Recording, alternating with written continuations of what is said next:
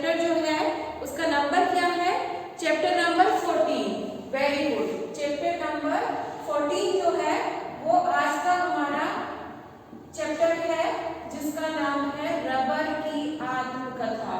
हमने पढ़ा कि किस तरीके से एक रबर ने अपने बारे में बताया कि मैं कहाँ पाया जाता हूँ, कैसे मुझे निकाला जाता है, कैसे पेड़ की टहनी जो तनाव होता है उसे कैसे एक पदार्थ जो होता है उसे कलेक्ट किया जाता है, उस रस को जो दिखने में किसके जैसा होता है? दूध के जैसा होता है।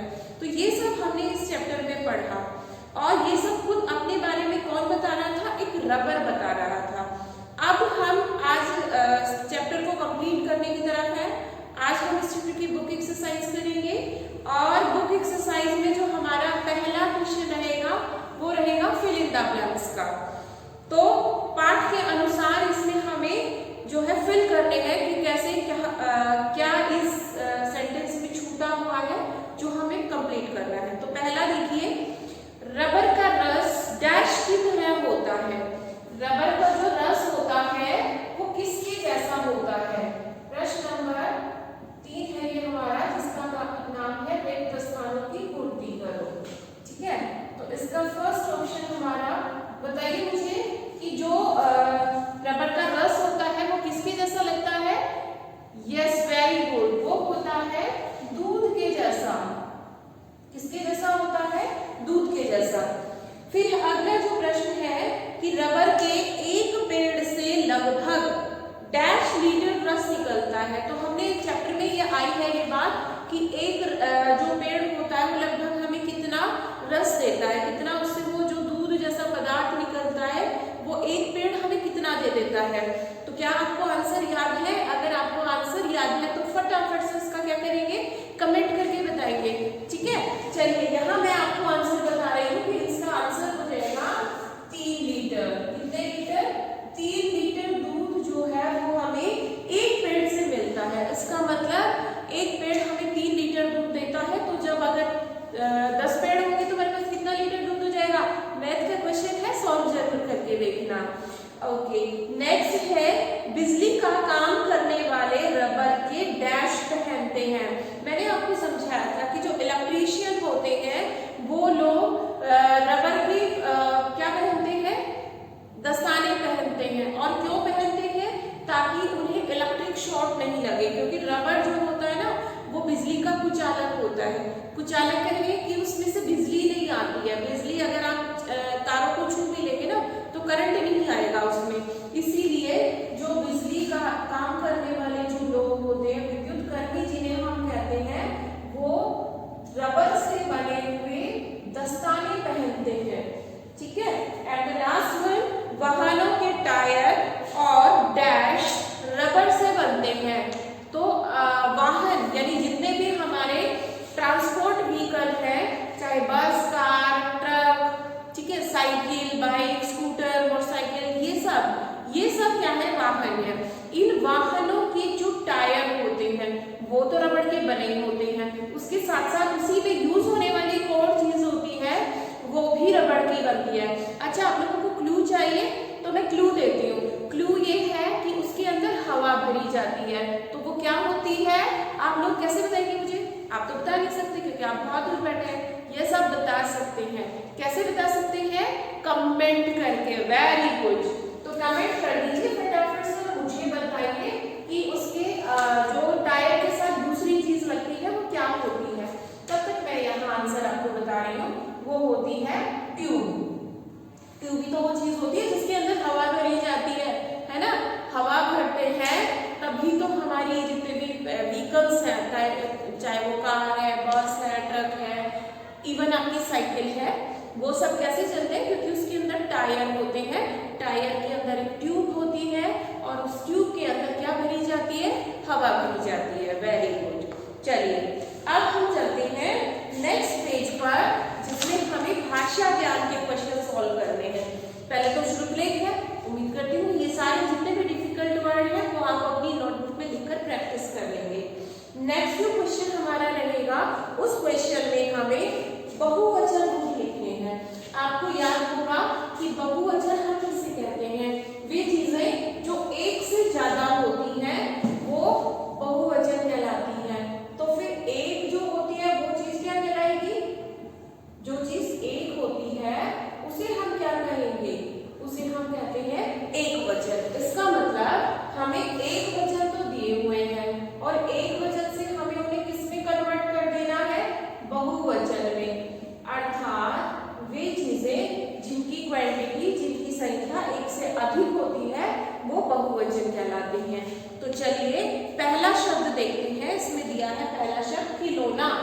खिलौना अगर शब्द है तो खिलौना का बहुवचन क्या बन जाएगा? खिलौने।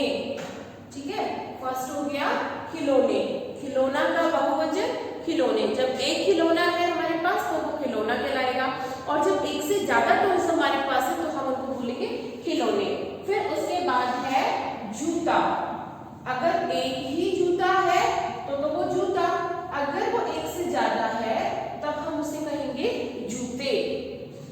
नेक्स्ट गुड़िया। देखिए गुड़िया शब्द जो है उसका गुड़िया शब्द एज इट इज लिखेंगे, और जब हम इसे प्लूरल बनाएंगे तो हम इसके ऊपर यहाँ क्या लगाएंगे? चंद्र बिंदु। अब कुछ बच्चे समझ ही नहीं पाते चंद्र बिंदु कैसे है ये, तो देखिए यहाँ पर तो चंद्र, ये चांद जैसा बना, और इसके अंदर मैंने एक बिंदी लगा दी तो ये क्या बन गया? ये बना चंद्र बिंदु। इसका मतलब चंद्र बिंदु जो है वो हमेशा यहाँ पर लगेगा, और प्लूरल बनाने के लिए गुड़िया शब्द के हमने ऊपर इसे लगा दिया तो शब्द बन गया हमारा गुड़िया। ऐसे ही चिड़िया का अगर हम प्लूरल बनाएंगे, बहुवचन बनाएंगे तो चिड़िया पे भी ऐसे चंद्र बिंदु लग जाएगा। गोरैया का अगर बहुवचन बनाएंगे तो गोरैया पे भी ऐसे ही हम चंद्र बिंदु लगाएंगे। नेक्स्ट वर्ड है हमारा चप्पल। अब जब चप्पल एक है तब तो वो चप्पल है, और जब वो मोर देन वन है तो फिर क्या बन जाएगी? चप्पलें। ठीक है, चप्पलें। फिर नेक्स्ट आंख। आंख एक, अगर मेरी एक आंख में कुछ हो गया, मैंने कहा मेरी आंख दर्द कर रही है, लेकिन जब मेरी दोनों आंखें दर्द कर रही है तो मैं ये नहीं बोलूंगी मेरी आंख दर्द कर रही है, क्योंकि मेरी आंखें दर्द कर रही है। ठीक है, आंखें, बहुवचन क्या हो गया? आंखें। नेक्स्ट देखिए यहाँ भी हमने चंद्र बिंदु लगाया, आंख का साउंड देता है ये। ठीक है, आंखें। फिर है बाल्टी। अगला जो शब्द है हमारा बाल्टी। अगर एक बाल्टी हमारे पास है तब तो वो ऐसे लिखी जाएगी बाल्टी। अगर एक से ज्यादा है तो फिर हम उसे लिखेंगे बाल्टियां। अब यहाँ इंपॉर्टेंट चीज ये है कि जब किसी शब्द के लास्ट में बड़ी की मात्रा आती है तो जब हम उसे बहुवचन बनाएंगे तो वो बड़ी से किसमें बदल जाएगी? छोटी ई में। तो यहाँ जब हम बाल्टियां शब्द लिखेंगे तो फिर उसे कैसे लिखेंगे? बा, ले और टी। अब देखो ये बड़ी की मात्रा हमने बदल दी छोटी में, और यहाँ बाल्टियां, ये हो गया बाल्टी शब्द का बहुवचन। नेक्स्ट है पट्टी। पट्टी शब्द है, सेम चीज है इसमें, जैसे बाल्टी में बड़ी की मात्रा आई थी उसे हमने बहुवचन बनाते समय छोटी बनाया, वैसे ही पट्टी शब्द में भी बड़ी की मात्रा आती है, ये देखिए, बट हम इसे बहुवचन बनाते समय किसमें बदल देंगे? छोटी की मात्रा में, और शब्द बन जाएगा हमारा पट्टियां। ठीक है, अगर एक पट्टी तो फिर वो पट्टी, अगर एक से ज्यादा है तो फिर वो बन जाएगा हमारा पट्टियां शब्द। एंड लास्ट वन इज जय पार्ट जो है वो है मेज। मेज, अगर एक टेबल हमारे पास तो हम कहेंगे मेज, और अगर एक से ज्यादा है तो क्या कहलाएगी? मेजें। तो ये हो गया हमारा प्रश्न नंबर 2 जिसमें हमने एक वचन से बहुवचन शब्द बनाए। नेक्स्ट क्वेश्चन की तरफ चलते हैं। इस क्वेश्चन में हमें शब्दों को शुद्ध करके लिखना है। प्रश्न नंबर 3 मैं इधर कर रही हूँ। ठीक है, सुंदर हैंडराइटिंग में आप मेरे साथ साथ अपनी नोटबुक में इन सबको लिखते चलेंगे। प्रश्न नंबर 3 में जो कै पार्ट है वो शब्द दिया हमें साइकिल, ऐसे लिखा हुआ है साइकिल। ठीक है, ये ऐसे लिखा हुआ है साइकिल। साइकिल शब्द नहीं होता, शब्द होता है साइकिल। तो ये ई की मात्रा जो है ये हमने घटा दी, अर्थात यहाँ पर कौन सी? छोटी ई आएगी। ठीक है, उसके बाद नेक्स्ट जो वर्ड है हमारा वो है वर्षा। वर्षा, ये लीजिए वर्षा। वर्षा शब्द नहीं होता, शब्द होता है वर्षा। उसके बाद है इकट्ठा। इकट्ठा, ये लीजिए इकट्ठा शब्द हमने लिख दिया। ठीक है, और लास्ट है उबलना। उबलना, उबलना शब्द जो है मैं यहाँ लिख रही हूँ, उबलना में छोटा ऊ आता है ना कि बड़ा ऊ। ठीक है, उबालना शब्द है, सॉरी उबालना, तो उबालना में छोटा ऊ ये इकट्ठा में यहाँ टा दिया था, ऐसे टा दिया था, ऐसे टा नहीं आएगा, ठा आएगा। वर्षा में बै दिया था, उसकी जगह बै हो जाएगा, और साइकिल में बड़ी ई दी थी, उसकी जगह छोटी ई हो जाएगी। इस तरीके से ये हमारे शुद्ध करने वाले जो क्वेश्चन थे, क्वेश्चन नंबर 3 में जो शुद्ध करने के लिए जो शब्द दिए उनको हमने शुद्ध करके देखा। अब हम चलते हैं हमारे नेक्स्ट क्वेश्चन पे। नेक्स्ट क्वेश्चन में कुछ क्रिया शब्द दिए गए हैं और उन पूरी क्रिया शब्दों को हमें देखिए कैसे ज्वाइन करके लिखना है, कर उसमें ऐड करना है। अर्थात हमें इनको जो क्रिया शब्द दिए हैं उनको कर के साथ यूज करना है। अब वो कैसे करेंगे, देखिए पहला शब्द है, एग्जाम्पल इन्होंने बताया मारना, ऐसे दिया और फिर कर। अब जब हम इसमें कर शब्द जोड़ेंगे तो ये जो ना शब्द है ना, ये ना हट जाएगा, फिर क्या बचेगा हमारे पास मार, और यहाँ बच गया कर, तो शब्द क्या बन जाएगा मार कर। ठीक है, इसी तरह से हमें सारे क्वेश्चन हमारे सॉल्व कर लेने हैं। जैसे पहला है लाना प्लस कर, तो ये बन जाएगा हमारा लाकर। क्या बनेगा लाकर। फिर ख की बात करें तो ख में जो शब्द दिया वो है बचना प्लस कर, तो ये बन जाएगा हमारा बचकर। देखिए सब में हमें क्या कर देना है, इस ना को रिमूव कर देना, इस ना को हटा देना है। फिर है निकलना प्लस कर, क्या बन जाएगा निकल कर, निकलना प्लस कर, शब्द बनेगा हमारा निकल कर। ये लीजिए कंप्लीट हो गया है। नेक्स्ट की बात करें तो बनाना प्लस कर, बनाना प्लस कर, शब्द बन जाएगा बनाकर। सब में देखिए अब आप सोच रहे होंगे मैम ने यहाँ को ना हटाया ही, एक ना हमने यहाँ से हटा दिया है, ये वाला एक ना बच जाएगा क्योंकि यहाँ पर दो ना आ रहे थे, तो भी शब्द बनेगा हमारा बनाकर। एंड नेक्स्ट वन इज आना प्लस कर, आना प्लस कर, शब्द क्या बन जाएगा हमारा आकर।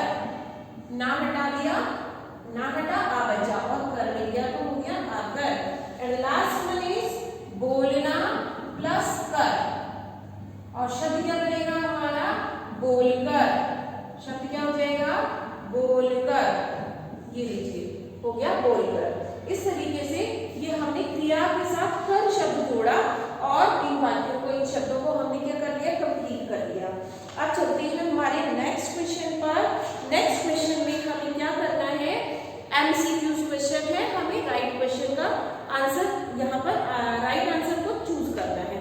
जैसे पहला प्रश्न है इनमें से संयुक्ताक्षर वाला शब्द है, मतलब संयुक्ताक्षर आपको याद होगा मैंने आपको बताया था एक आधा वर्ण आएगा और एक पूरा वर्ण आएगा, इस तरीके से हमारा शब्द आएगा। तो आप देख लीजिए कौन सा शब्द ऐसा है जिसमें पहला वर्ण एक वर्ण आधा हो और दूसरा वर्ण पूरा, तो इसका थर्ड ऑप्शन जो है वो हमारा राइट है। प्रश्न नंबर ये है हमारा 5 और 5 का फर्स्ट पार्ट है कै, इसमें आएगा ऑप्शन नंबर 3। 3 क्यों आया, क्योंकि दस्ताना शब्द जो है इसमें से आधा आया और फिर तय पूरा आया, तो ये शब्द बन गया दस्ताना और ये संयुक्ताक्षर का उदाहरण बन गया। फिर उसके बाद जो है पार्ट है इसमें हमसे पूछा कि विलोम शब्द का जोड़ा कौन सा है। अब मुझे बताइए इधर का विलोम शब्द क्या होता है, उधर होता है क्या, चलो होता है तो मान दिया। जूते का विलोम शब्द चप्पल नहीं होता है ना, नहीं होता, जूते और चप्पल दोनों ही अलग अलग चीजें हैं। फिर धीरे धीरे, धीरे का विलोम शब्द धीरे होगा क्या, नहीं होगा, फिर क्या होगा तेज होगा। Very good. तो फिर हमारा राइट आंसर क्या है इसमें इधर उधर, यही एक ऐसा जोड़ा है जिसके अंदर दोनों ही विलोम शब्द दिए हुए हैं। फिर अगला और लास्ट प्रश्न है हमारा बहन शब्द का पुल्लिंग रूप क्या होता है। बहन और इसका पुल्लिंग क्या होगा, भाई, पुत्र या फिर बेटा, क्या होगा दोनों में से, यस भाई का हो जाएगा बहन, सॉरी बहन का हो जाएगा भाई। ये हमारा फर्स्ट ऑप्शन ही राइट है, ये हो गया भाई।